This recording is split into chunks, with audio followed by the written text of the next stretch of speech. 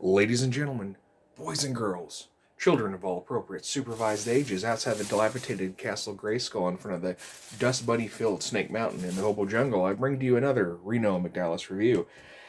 Yeah, I don't know where I was going with that intro. Hey, I have a ton of action figures, and I really need to open all of them. So rather than doing the 3-figure show, we're just going to go through figures until it's like 10 minutes. And then I'm like, oh my gosh, I need to not make them so long. Okay, so anyway, we're going to start here with, I got Sylvie. If you watched Loki, you know who she is. If not, then you're kind of out of luck. There's the lovely art of her on the side. And the lovely art of her on the back. Alright, laser-focused and relentless. Sylvie is TVA's most formidable villain, who has vowed to burn the organization to the ground. Alright, so, I was thinking about getting this Watcher, but he's just a little too tall for me. I mean, I know that's dumb, but I kind of like the Marvel Select one. I've never actually seen it, but I think it's smaller and dumpier, which I kind of prefer my Watcher to be small and dumpy. So, anyway, very good likeness of the actress. She's got extra hands. She's got a spell hand there, or a booby-grabbing hand, it looks like, and a fist, and then she's got 2 hands to hold her sword. And then she comes with the Watcher's cloak, which I may or may not build the figure. There's that knife. There's all that good nonsense. Alright. So there's your Build-A-Figure part. Nothing fabulous, just kind of there. I'd look good in that. I don't know. I'm not much of a blue person now. I lost her sword already. Alright, so here are her 2 hands. So yeah, like I said, sword holding. Or Loki's sword holding, if you know what I'm saying. And then another sword holder. Oopsie. And there she is. 1 horn and all. Which I always thought was weird that she only had the 1 horn, but whatever. Anyway, so I'm going to see how easy it is to switch her hands. That cloak is just sits over, so she can take that off and be more posable or be more regal, depending on what you want. So we'll see how, there's your detail on that. Did we ever see her with the cloak off on the show? Because that, I don't know. Anyway, so I'm going to leave her spell hand there still, and then we're going to go ahead and take this off. Oh yeah, easy switch. So far, there we go. Yep. Alright, and we will put her cloak back on. Maybe. Oh yeah, you gotta have her arms down. Okay. Yeah, I'm just dumb, guys. Don't worry about it. And she's gonna be really... Look, she looks disappointed in me. She's just like, you're an idiot. Why did I have to get bought by you? Because I needed you. Deep down, because I'm a huge fan of the Loki show. Even though I don't remember that much of it, but it was pretty cool. I do remember that. Okay, so we got her sword there. Everybody is happy. Okay, so anyway, now I have the... I got that on sale.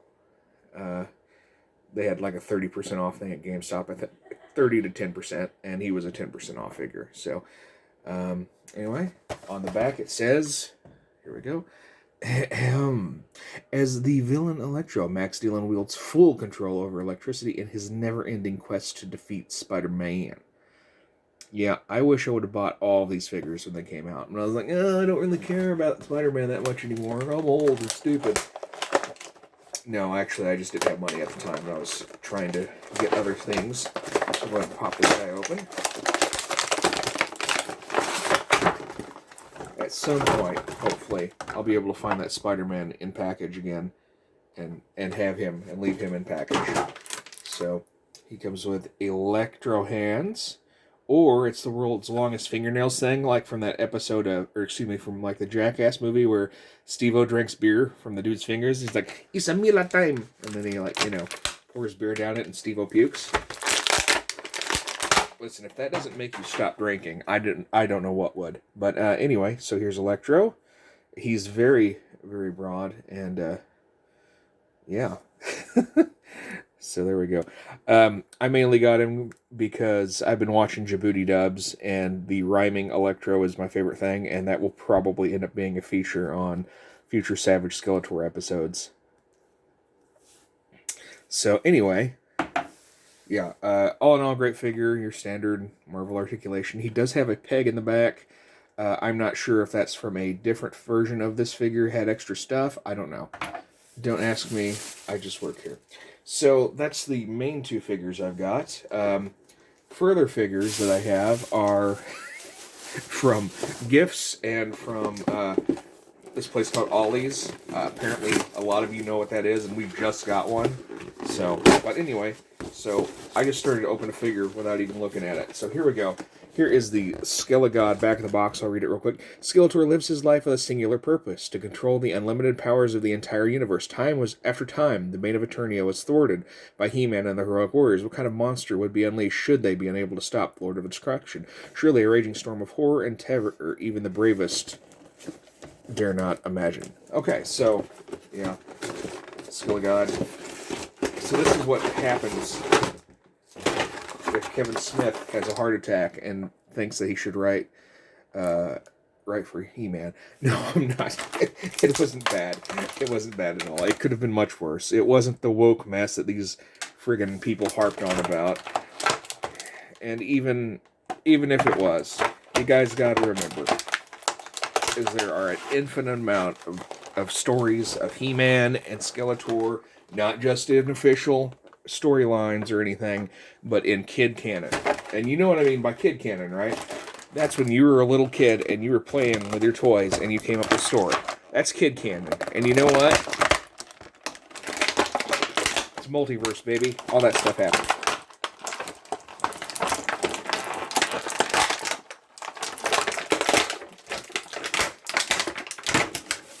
Got him deturred there, kinda. Stuck in his abs there. Look at that beautiful titty joint on him. So, he's got these little shards here in his cape. He looks kind of weird. I didn't watch the second part of the series. Not because I don't care to watch it, I just have not had time. And I'm sure He-Man wins and all that good stuff, you know. But anyway, pretty cool figure on all. This was a gift from Lonnie Gaylor for Christmas, so thank you, Lonnie. It does come with an extra power sword, and he's got gripping hands, or well, closed fist hands for holding this sword, rather than this for choking bitches by the neck. And he looks like he would choke some bitches, so there you go. Cool figure. So, all right. You want to keep the He-Man theme going? Let's do it. So, this is what I was talking about from Ollie's. Some of my friends pointed these Flex Stream guys out to me, and I thought they looked cool. Nothing fancy about the package. I'm not one of those guys that's big into bendies, but that looks cool. It would be great for toy photography. I wouldn't be playing with it, but you know. So let's kind of see how it bends and stuff. Now, aren't these supposed to be stretchy too? I don't think. I think they're just supposed to be bendy. But they look cool. And that's about it. So, if you want a cheap He-Man statue, there you go. Oh, it's got all those holes in the back, you know. Like all the old toys did when we were kids that were Bendums.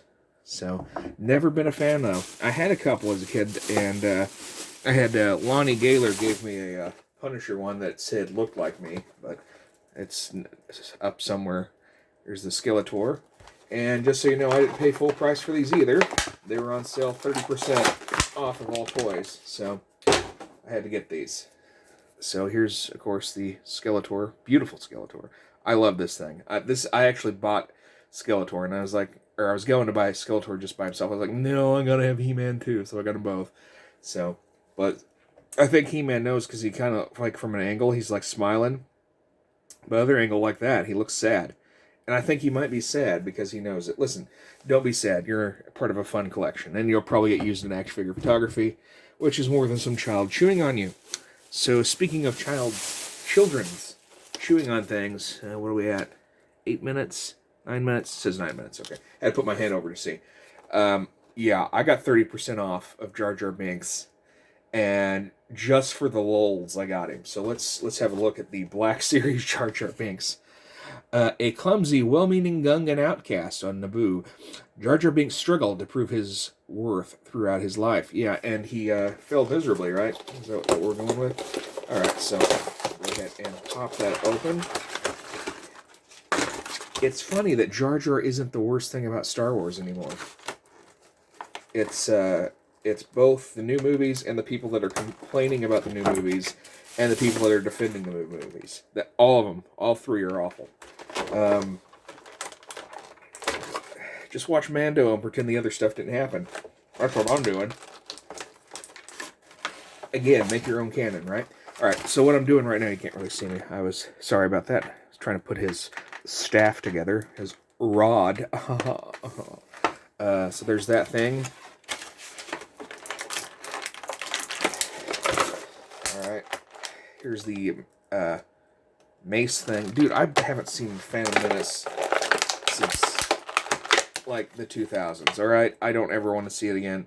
I don't want to see anything that's not Mando related, or original trilogy related, or KOTOR. We'll do KOTOR Knights of the Old Republic. Because just everybody, the fan base and all that stuff, they're kind of ruining stuff for me. It's like He-Man. It's like all these people are complaining about wokeness, or if it's, if it ruined their childhood or not. And of course it didn't. It's got nothing to do with your childhood. Just don't pay attention to it if you don't like it, and enjoy the old stuff. That's why they sell reprints of stuff. That's why they sell vintage toys. That's why, all kinds of stuff. Shut up. Stop being a little bitch.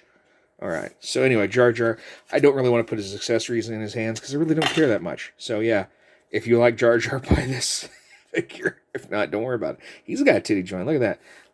Never thought I'd be reviewing a Jar Jar Binks figure, but here we are.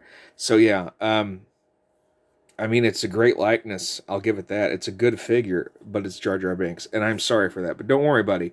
You will find a special place in my figure collection as being ridiculed and made fun of. But you'll be loved. Yeah. So, it'll be fun. We'll figure out something fun with Jar Jar on my Instagrams. And let's see what else I got. I got a, I'll just open everything, right? I got a Danger Mouse, because I loved Danger Mouse when I was a kid, and it was like $2. So, anyway, we'll look at him. Okay, so Danger Mouse, when I was a kid, was a cartoon that was on Nickelodeon in the 80s. And I had a stuffed animal of Danger Mouse, but I didn't have any toys. So, looks like this is some kind of zip line thing. Yeah, that's what it is. So, yeah, there you go. Yeah, some kind of... I ain't gonna mess with it. I'm just looking at the figure, baby. So, let's see... Good grief, he is small. He's like a real mouse, guys. Come on.